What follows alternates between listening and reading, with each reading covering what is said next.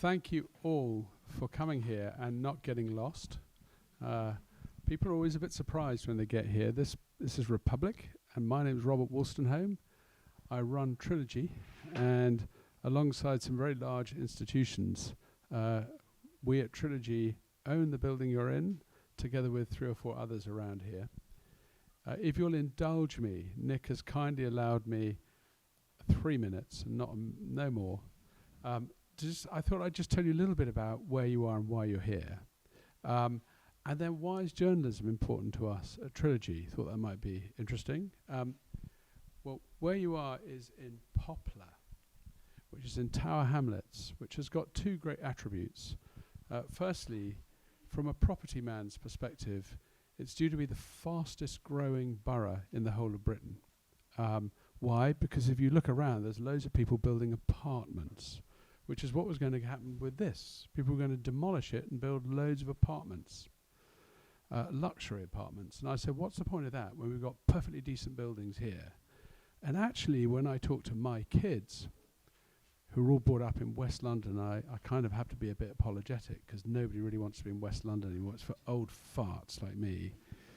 Everybody wants to be near Bethnal Green and London Fields, and this is where it's at. So when I talk to investors, I talk about we've got to go to where the talent of the future wants to be. And my prediction was that this is the place.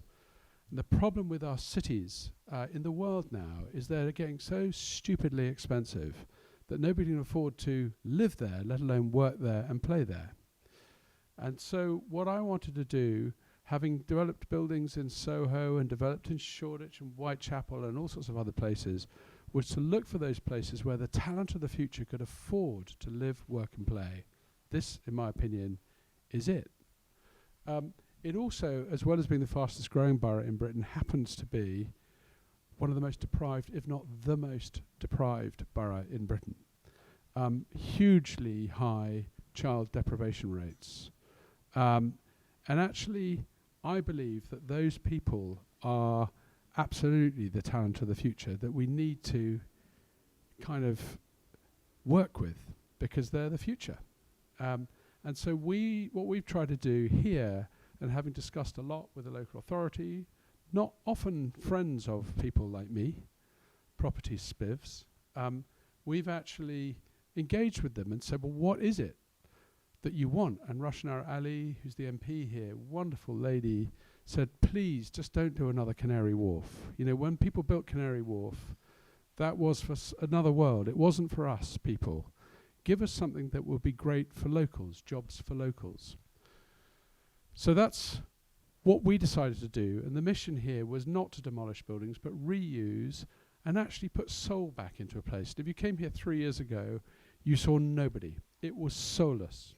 What it featured was data centers, which are building over there, lots of machines, and lots of empty desks, disaster recovery, and it was actually an abject failure. And you can see why the last guy said, well, let's knock it over and redevelop. And I said, well, they're perfectly decent buildings. Let's try and make it somewhere that people will want to be. And what we did was we said, well, what we don't want to do is spend too much money on it because that just makes us put rents up. We want to compete with Birmingham and Manchester and Reading and Bracknell and other places, and let's create affordable workspaces where the business of the future can actually thrive. So let's not spend stupid money on things you don't need to spend it on. Okay, we can take a ceiling down and we can paint a ceiling black, and people are quite happy with that. Why not? Of course, we want to put LED light fittings. You weren't allowed to occupy these buildings because they were historically with very bad light fittings. We just had to change all the light fittings to LEDs, and we got ourselves up from a G rating EPC to a C. We said, well, let's get ourselves to BREEAM, very good score. And what we've done, you might have noticed some trees that came through, and you might have noticed some water features as you came here.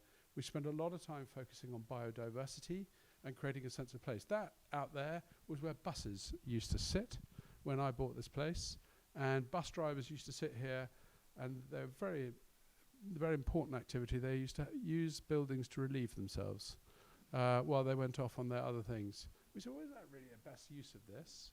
I don't think so.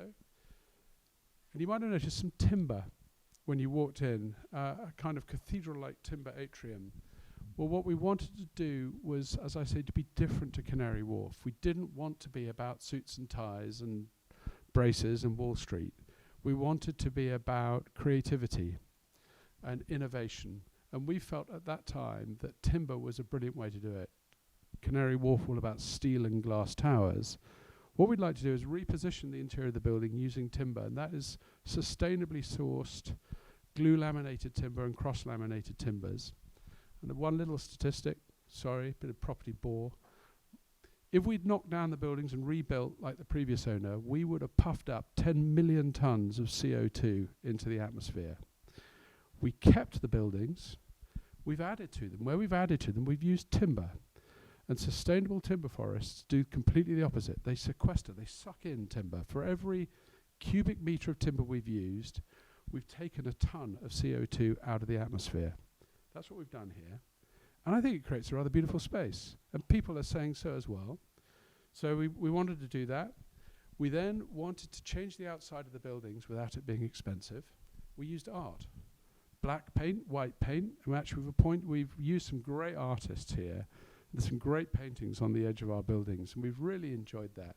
It's all about the narrative of what we're about, which is sort of creating a state of independence for an independent state of mind. It's all about independent thinkers, innovation. But finally, we're all about community, and we spend a lot of time. We love you guys coming here, seeing it, and hopefully you go and tell others that actually you've been to this place you didn't know existed.